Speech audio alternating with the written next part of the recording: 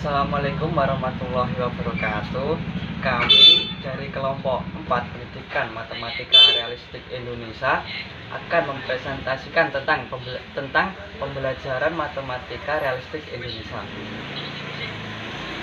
Saya Muhammad Gufronil Karim Yusuf akan menjelaskan sedikit tentang pengertian matematika realistik Indonesia itu.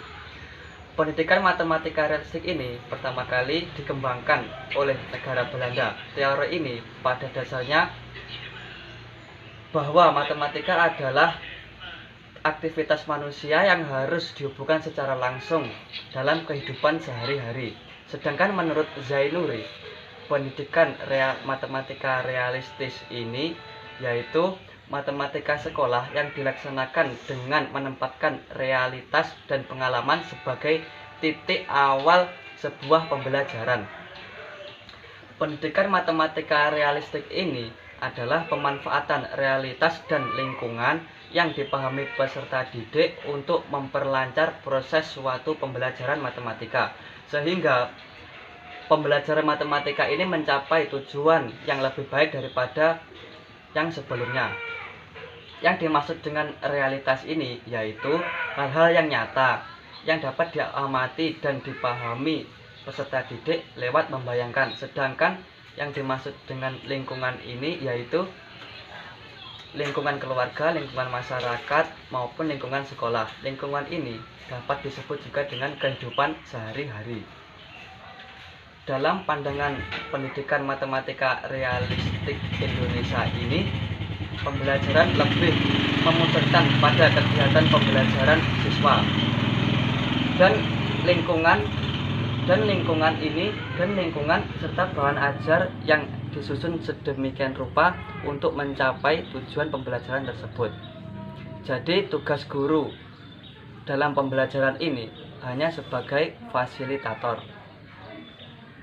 Cukup sekian pengertian dari pembelajaran realistik Indonesia ini. Apabila ada kurang lebihnya, saya mohon maaf. Apabila ada yang kurang paham.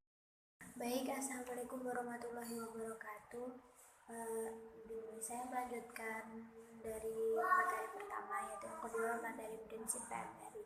PMRI merupakan pendidikan matematika sebagai hasil adaptasi dari realistik matematika education yang telah diselaraskan dengan kondisi budaya, geografis, kehidupan masyarakat Indonesia.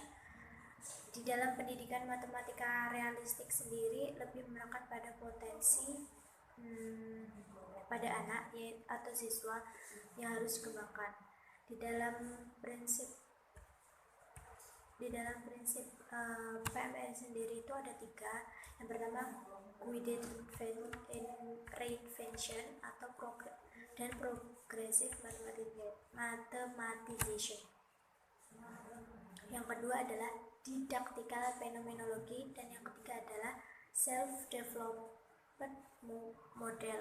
Nah, yang pertama itu ada guided reinvention dan juga progressive mathematization.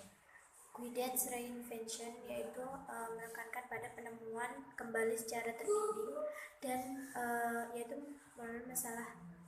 menekan pada masalah kontekstual dan juga yang konteks dan juga real. Dan yang mathematization ini dia itu menekankan pada pemikiran matematik. Dan yang kedua adalah didactical phenomenology. Prinsip ini menekan pada masalah pentingnya kontekstual atau pengenalan pada topik-topik matematika pada siswa. Tujuan utama pendidikan PMRI ini bukanlah diketahui beberapa rumus atau berapa banyak tugas yang harus diselesaikan oleh siswa, tetapi pengalaman belajar siswa yang bermakna. Yang ketiga adalah self-development model, yaitu membangun sendiri model. Jadi di dalam prinsip ini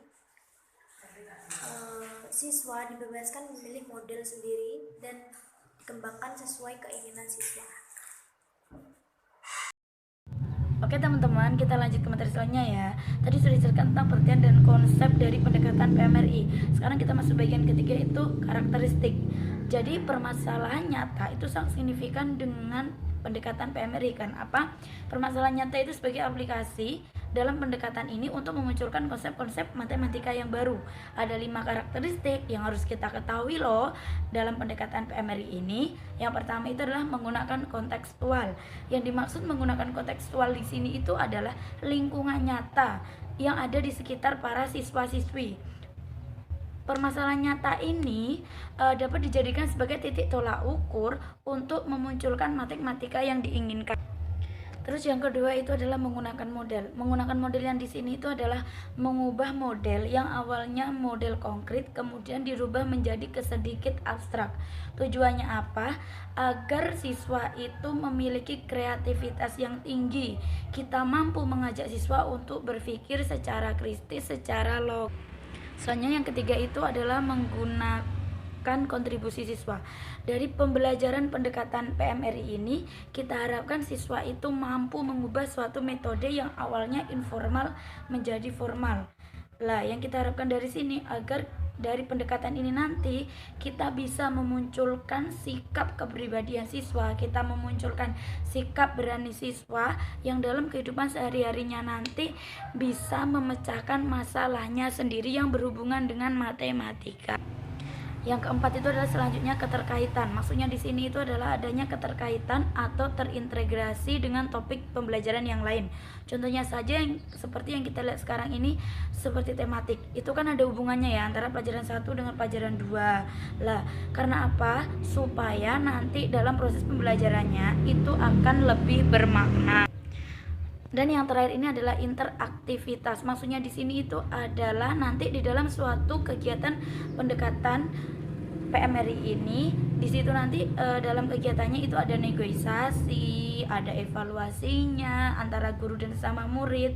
Nanti sehingga nanti hasil dari pembelajaran itu akan lebih maksimal lagi dan juga akan lebih bermakna. Assalamualaikum warahmatullahi wabarakatuh. Saya Mita Dwilendari dari kelompok 4 akan menyampaikan tentang strategi pembelajaran PMRI. Sesuai dengan sifat matematika realistik yang berbasis masalah nyata, maka strategi umum pembelajaran meliputi pemberian masalah untuk dipecahkan, pemberian kesempatan kepada pelajar untuk mengkonstruksi sendiri pemecahan masalah, dan presentasi hasil pemecahan masalah yang disusul dengan diskusi.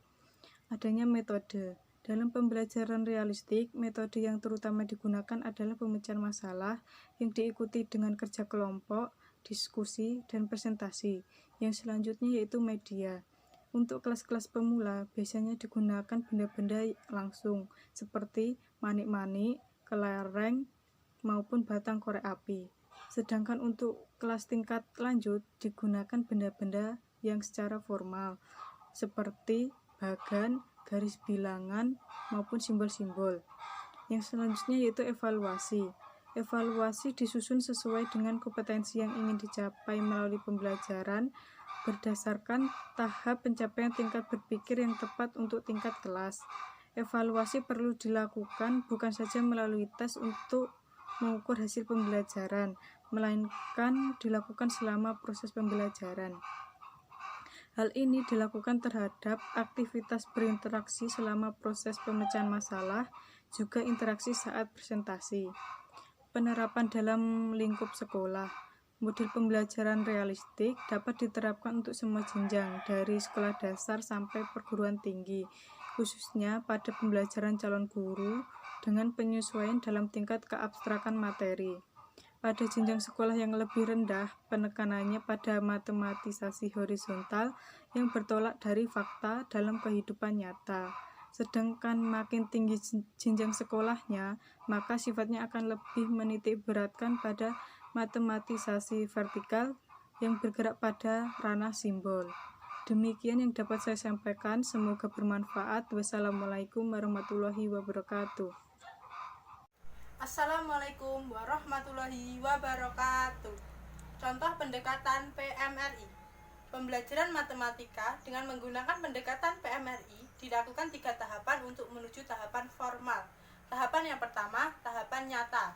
Tahapan yang kedua, tahapan pembentukan skema. Dan yang terakhir, tahapan pembangunan pengetahuan. Tahapan tersebut sesuai dengan 5 karakteristik dari pendekatan PMRI. Adapun cara mengajarkan konsep pecahan kepada siswa kelas 3 dengan pendekatan PMRI, salah satunya melalui konteks membagi makanan. Pada tema ini, siswa mempelajari konsep pecahan melalui konteks membagi sebuah tomat. Melalui konteks ini, siswa mempelajari hubungan antara bagian dan keseluruhan. Siswa juga akan menemukan betapa mudahnya pecahan berhubungan satu sama lain. Pengalaman siswa dengan permasalahan yang sudah dikenalnya dalam membagi suatu benda atau keseluruhan menjadi bagian-bagian yang sama diharapkan mampu membantu siswa memahami hubungan notasi formal pecahan dengan pemahaman yang didapat dalam kehidupan sehari-hari. Adapun implementasi pendekatan PMRI dalam proses pembelajaran matematika pada materi pecahan sederhana adalah sebagai berikut. Yang pertama, tahapan nyata. Yang ke-1, guru mengawali pembelajaran dengan mempersiapkan beberapa buah tomat. Yang kedua, guru membagi siswa atas beberapa kelompok yang terdiri dari 2 anak, 3 anak, 4 anak, dan sebagainya. Kemudian, guru memberikan 1 buah tomat untuk setiap kelompok. Yang ketiga, siswa-siswa diminta untuk membagi 1 buah tomat tersebut secara adil sesuai dengan jumlah anak dalam setiap kelompok. Pada kegiatan ini, siswa diberikan kebebasan membuat kalimat untuk membagi sebuah tomat tersebut sesuai bahasa mereka sendiri. Tidak ada kata salah di sini. Siswa tetap diberikan penghargaan atas hasil karya mereka. Namun, tetap diarahkan menuju jawaban yang benar. Karena tahap ini adalah tahapan informal dalam proses pembelajaran. Yang keempat, setelah semua kelompok selesai memotong tomat menjadi bagian-bagian yang sesuai dengan banyak anggota setiap kelompok, guru meminta mereka memegang bagian tomat yang mereka dapatkan. Kelima, secara bergantian guru bertanya kepada siswa, berapa bagian tomat yang kamu dapatkan dari kelompokmu? Yang keenam, setelah siswa menjawab, guru memperbolehkan siswa memakan tomat yang mereka dapatkan. Oleh karena itu, pembelajaran akan menyenangkan dan mampu mendorong aktivitas dan interaktivitas siswa. Selanjutnya, tahapan pembentukan skema. Yang pertama, pada tahap pembentukan skema atau model, guru tidak lagi membawa tomat, tetapi tomat tersebut sudah dimodelkan dengan sebuah kertas warna-warni berbentuk persegi. Kedua, guru membagi siswa dalam beberapa kelompok dengan kelompok yang sama banyak. Kemudian, guru memberikan selembar kertas warna-warni untuk setiap kelompok. Ketiga, siswa bekerja kelompok membuat setengah, seperempat, dan sepertiga dari kertas persegi yang telah disediakan dan menempelkan pada tempat yang disediakan pada LKS. Yang terakhir, tahapan pembangunan pengetahuan. Ke-1, pada tahap ini pengetahuan mereka dibangun untuk menuju kepada tahap formal. Kedua, konteks tomat yang dimodelkan dengan kertas warna-warni sudah tidak diberlakukan lagi. Ketiga, guru mulai menjelaskan kepada siswa tentang pecahan sederhana dalam bentuk formal. Keempat, dalam soal matematika formal, tomat digambarkan dengan sebuah gambar persegi yang sudah dibagi menjadi beberapa bagian. Kelima, kemudian guru memberikan beberapa soal pecahan sederhana untuk dikerjakan siswa secara individu. Wassalamualaikum warahmatullahi wabarakatuh. Asik!